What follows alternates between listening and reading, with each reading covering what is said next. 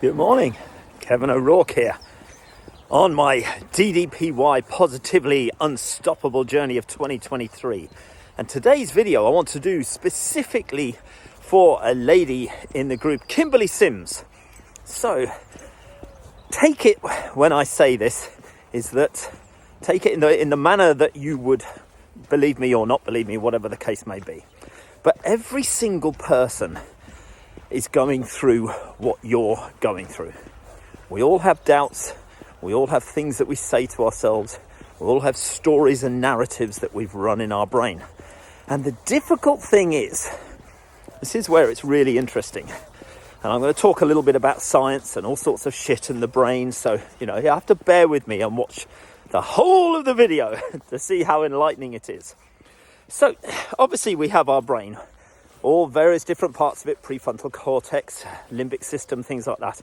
And what happens is, at our very formative age, up to 7 years old, we are influenced because we cannot think properly. We can think, but we absorb like a big sponge. So we don't really have critical thinking up until the age of 7. So we absorb what is said to us and what we see and what we hear from our surroundings. And then as we get older, we also absorb all of those things.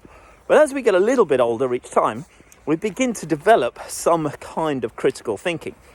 But the difficulty is, the stuff that is embedded in us up until the age of 7 basically forms our personality. It forms our beliefs about ourselves. And the longer that we have those beliefs, the longer that we repeat them and that we look for evidence of them, the more ingrained they become. It's a bit like a record or a CD. When you have a scratch in it, no matter how many times you play it, the scratch is always going to be there. It's always going to jump. And you can say to yourself, as much as you like, I don't want that scratch to be there, I don't want that scratch to be there, but it's going to be there. So what can you do to get rid of that scratch? Well, in order to do that, you have to rewrite yourself. Essentially, you've got to rewrite your beliefs. And the older you are, the more difficult and the longer that takes. Now, one thing that I recommend doing is to be conscious of your thoughts, to be conscious of the things that you say to yourself, and really examine this. Because if you say to yourself, I'll just use myself, what I say to myself. You're a piece of shit. You're not worth anything. Nobody loves you. Everybody thinks you're an arsehole. You never live up to your potential. You'll never be enough. You'll never be wealthy. Why bother? You're just useless. You might as well go and kill yourself. These are the sorts of things that I have said to myself in the past, plus a whole pile of other things.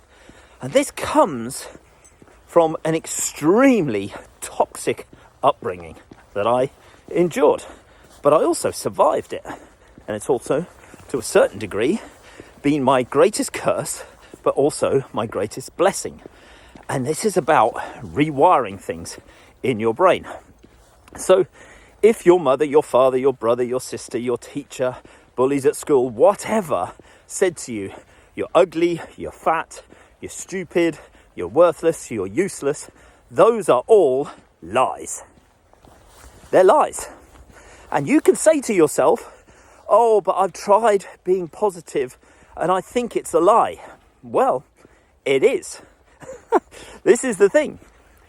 But it's only an opinion, not necessarily a lie. These are just opinions that were forced upon us in our early years, which we have accepted as fact. We have taken them on board as being the truth, when they are, in actual fact, lies. But we're just giving much greater credence to them, much greater importance to them than what they actually deserve. Because, let me tell you, just like me, just like everyone else, just like any brothers or sisters or aunts or uncles this morning that you might have, none of us are pieces of shit. None of us are worthless. None of us are useless. None of us are stupid. You could put a whole different pile of superlatives in there, but none of us are. But we allow ourselves to have these labels that are put on us. And as I say, they're ingrained in us. So you need to examine where they came from. You need to think deeply about it. And then you need to think, why do you attach such importance to those things? So that's the first thing, awareness. The second thing is, how do you stop yourself from doing that? Well, stop is a very good word. So if you are just walking along and you drop something and you go, I'm such a clumsy piece of shit, you have to go, stop. You're not a clumsy piece of shit, you just dropped something. It happens. Let's say you are working on a problem at your job and you just go, I'm so fucking stupid, I really am, I cannot do this. Stop. You can. You just need to take a little breath. Just chill out, take that deep breath and use the word stop. You can use the word cease. You can use whatever it is.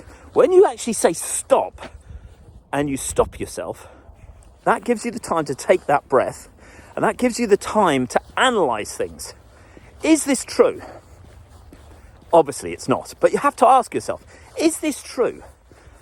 Let's say, for example, you saying to yourself, I am lazy. Okay, is this true? Examine that. Are you lazy? Are you still lying in bed? Have you not washed your teeth? Have you not showered? Are you just slobbing out? Does that make you fundamentally lazy? You know, and what is the definition of lazy? So you examine that and then you say, is this true? And if you say, yeah, of course it's true. I'm not doing this, I'm not doing that. I'm not achieving my goals. I'm not pushing through. I'm not doing the work I should do. Not eating the food I should eat, But is it true that you're lazy? Then you ask yourself, so you've got your evidence, you've gathered it. Now, is it really true? You have to ask the same question again. Because what this does is, this is by a thing called The Work by Byron Katie, where you're actually digging very, very deep into what is quite a simple thing. Is it really true? What you'll find, the majority of cases, what you're saying, what you're thinking, it's not really true at all. So, we have this thing in our brain, said I talk about the science, the reticular activating system. Now, the RAS, reticular activating system, it basically is like a big filter, a big coffee filter that says, these are all the good things, and these are all the shit things, and these are all the things that I want to focus on because I don't need to worry about it. Oh dear, there's a cloud over there, there's a bird, oh dear, there's a car coming, whatever the case may be. What is important to you right at this moment? And that is what the reticular activating system does. Filters out all the stuff and focuses on what is important. So the analogy that most people use with this one is, let's say you want to get a brand new Chrysler in cobalt blue with a particular sound system and wheels that are 18 inches and whatever. And you've seen this and you're going to buy it and you think, I'm going to buy that. It's the only cobalt blue Chrysler with 18-inch wheels and this amazing sound system. And you go into the dealership and you look at it and you go, yes, that's the one.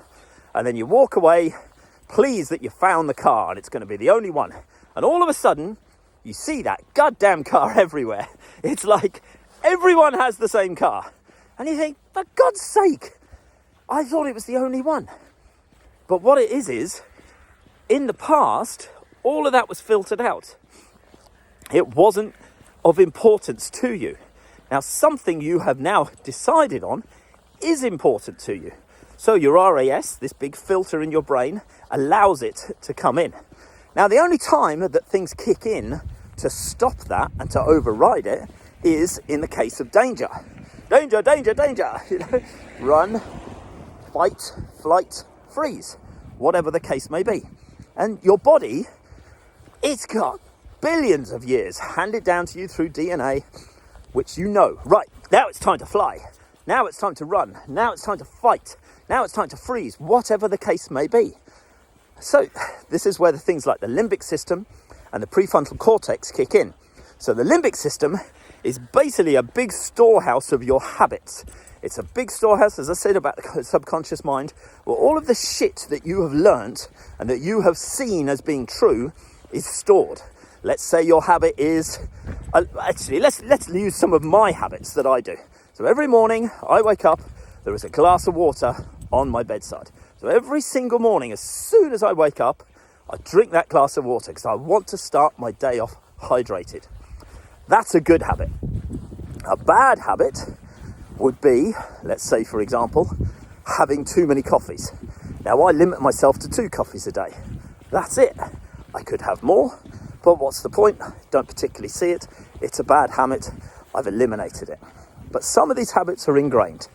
Anyway, I'm going off the piece a little bit. So you've got your habits which are there. Now, those habits could be your particular habit of saying to yourself that you're not worthy, you're not good enough, you're not good looking enough, you're not clever enough, you're overweight, you're too lazy, you're too stupid, any number of different things. And I say these things to myself. So the prefrontal cortex is your thinking brain. And that's the bit that kicks in and says, actually, no. That's not true. You know that's not true.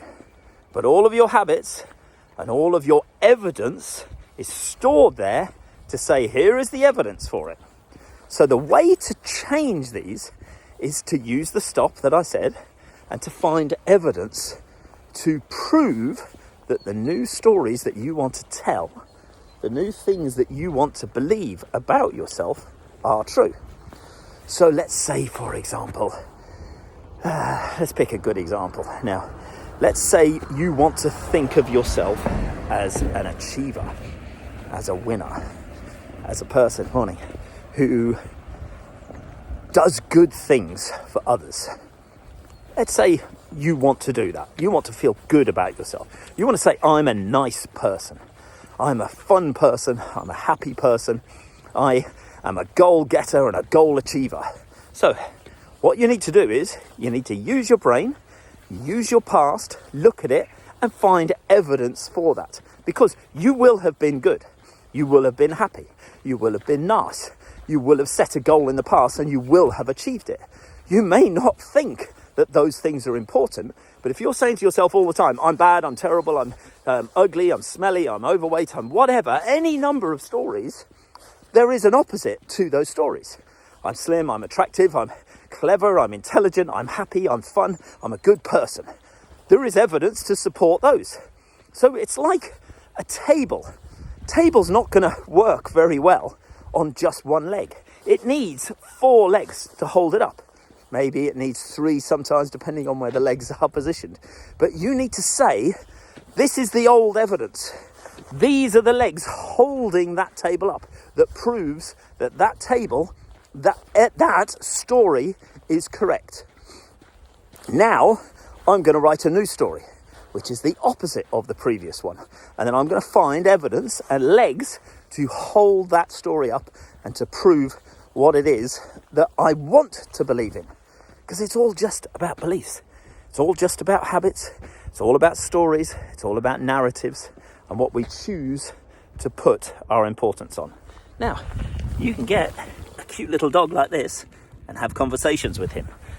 And he will tell you that there is nothing wrong with you because he loves people.